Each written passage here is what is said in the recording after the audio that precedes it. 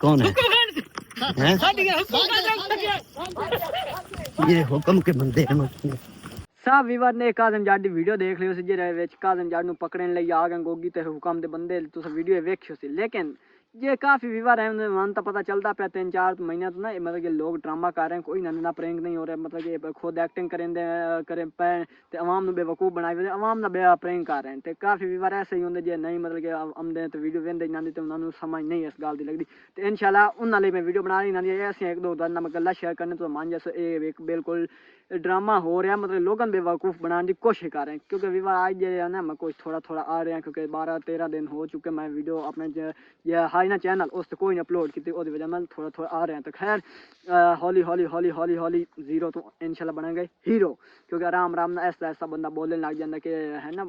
आवाम होंगी मतलब नवे नवे ना बंदे यूट्यूब तो उन्होंने पता है विवाद मतलब थोड़े थोड़े कोई ना कोई अड्डे तो विवाद शाम का टाइम होने तो बिल्कुल अंधेरा छा रहा चेक कर लो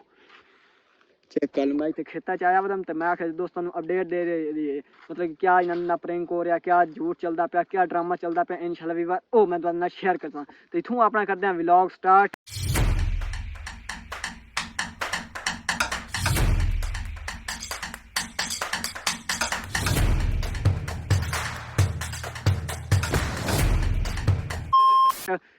अस्सलाम वालेकुम कैसे हैं सब दोस्त उम्मीद करता सब खैरियत नाल हो ते इंशाल्लाह मैं भी तुहाडी दुआ नाल खैरियत नाल बिल्कुल ठीक है ओके ते आज दी वीडियो शुरू करने तो पहले जिस भाई ने किया चैनल सब्सक्राइब जल्दी जल्दी मारी सब्सक्राइब वीडियो को बिल्कुल लाइक ताकि साडी हर वीडियो आने तो पहले आपको नोटिफिकेशन मिलता रहे तो हूँ वीवर तुसा मैनू पहले ये दसो तुसा आना 1 बजे जिवें मॉल भी उठी जाता ना तो मतलब कि बैठा होंदा पहले तकरीर करेंदा तो फिर 1 बजे उठी जाता इन्हू की हो गया उठी गया तो वीवर आज तुसा ये सोचो मतलब कि जिस टाइम इन्हां दी वीडियो दा एंड होंदा ना कोई मसला बन जांदा कि एक ड्रामा होंदा ना वीवर उस तरह मतलब ड्रामा विखिंदा ते कोई ना कोई आखे ते मसला बन जाता ये इन्हां दा इयो मसला मतलब इन्हां दा ड्रामे दी इयो इन्हां दा लोग आंदे ड्रामा बने मतलब ये ड्रामा बनाने की कोशिश कर रहे एक्टिंग कर रहे होर कुछ नहीं दोस्तों इन्हां दा कोई प्रैंक वगैरह नहीं हो रहा तो इत्थों आप बनावना विवाद पहले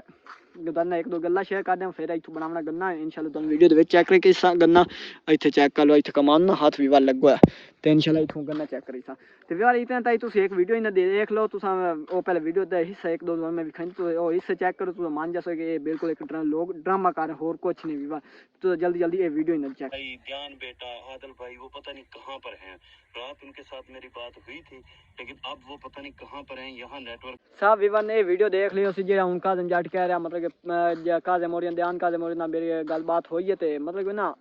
ये तुम सोचो जेड़ी नंद ना गलबात हो रही क्या वो नान काज़े मोरियन इन्हां दे कोल आ सकदे मतलब कि इन्हां दे कोल ना पहुंच सकदे काज़म जट नु नान लेके जा सकदे मतलब कि जान बोल के एक लोग ड्रामा कर रहे हैं तुम एक वीडियो इन्हां दी होर चेक करो फिर चलदे आप तो गन्ना ही बनागे तुम इन्हां ते ये वीडियो चेक करो इन्हां जल्दी जल्दी एक वीडियो दा हिस्सा इन्हां दे जल्दी चेक कर लो चेक करो अल्लाह के नेक बंदे ने यहाँ वजू बनाया है तो ये क़यामत तक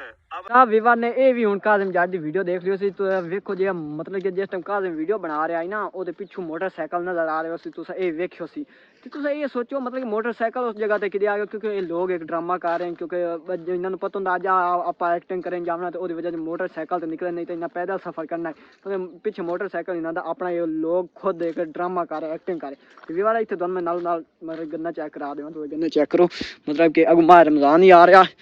तो जो गन्ने की मौसम है ना ये बिल्कुल जा रही माशाल्लाह बहुत प्यारे ये शहरी लोग हैं ना वक्सन वाकई यार देहाती मॉल तो उन्होंने पता है आप जुगाड़ियाँ जी चेक कर लो माशाल्लाह ये हाथ इतने सारा लग गया मतलब कि साडा वीडियो बनाने का मकसद ये होंदा मतलब कि जो लोग इन्हां दी वीडियो वेखण वाले होंदे ना उन्होंने पता चले मतलब कि कोई इन्हां कोई प्रैंक वगैरह नहीं हो रहा लोग ड्रामा खुद ते विवार साडी वीडियो बनाने का मकसद ये होंदा मतलब कि जो इन्हां दे लोग वीडियो वेखण वाले होंदे ना उन्होंने पता चले इन्हां दा कोई ड्रामा प्रैंक नहीं हो रहा मतलब ये लोग ड्रामा बना रहे हैं मतलब कि जानबूझ के एक एक्टिंग कर रहे हैं तो इंशाल्लाह विवार आज करते हैं आप इतना वीडियो खत्म क्योंकि छोटी जी बनाना चाहता मैं आखिर विवरा अपडेट दे दी मतलब कि स्याले जिंदा वध्या है क्योंकि 12-13 दिन हो गए उसकी वजह मैं वीडियो अपलोड करने की तो मैं आखिर खैर आज दोस्तों को अपडेट दे दी आज वीडियो तो ये वजह मतलब थोड़ी जी तुहाडे नाल वीडियो शेयर की ताकि मतलब लोग जान सकें हाले वधन जिंदा उसकी वजह नाल मैं वीडियो छोटी जी बनाई ज़्यादा आवाम तंग ना करिए तो इंशाल्लाह विवार अगली मिलता नेक्स्ट वीडियो तो अगर साड़ी वीडियो लगी हो अच्छी जरूर मारना चैनल सब्सक्राइब जल्दी मारना सब्सक्राइब वीडियो करना बिल्कुल लाइक ताकि सारी हर वीडियो आने तो पहले पहले तक नोटिफिकेशन मिलता रहे। तो इंशाल्लाह वीवर मिलता है अगली वीडियो च। ते आज ना थोड़ा मैं ना थोड़ा मट्ठा बोल रहे हैं क्योंकि अगली वीडियो की चास नहीं आ रही, क्योंकि इंशाल्लाह ना हौली हौली करके एक दो होर वीडियो बनाई तो पता मुँह खोल के बंदा बोलने लग जाता। तो इंशाल्लाह वीवर इतना ही कर दिया वीडियो खत्म। तब तक दोस्त अल्लाह हाफिज़, अपना बहुत सारा ख्याल, बाय बाय।